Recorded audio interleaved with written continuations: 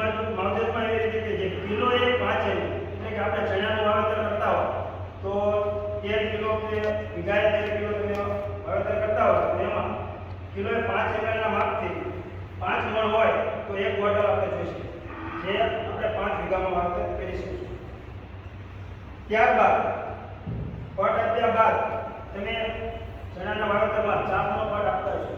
ચાપનો પટ આપવા માટે ડીએપીનો પટ આપશો ત્યારે ચાપનો પટ આપવામાં ખાલી તમારો ઉપર પાવડર ભરાવાનો રહેશે એટલે ચાપનો પટમાં રાખી દીધો. ત્યારબાદ છોડ ઉગી ગયા પછી ચણા જે આપણે ઉગી જાય અઠવાડિયામાં જે તમે ડીએપી દાણાદાર વાવો છો અને એક બાજુ આ લિક્વિડનો ઉપયોગ કરો છો, જે લિક્વિડમાં અને દાણાદારમાં 2 થી 1 દિવસનો તમારે ફેર રહેશે જે ઉગવામાં.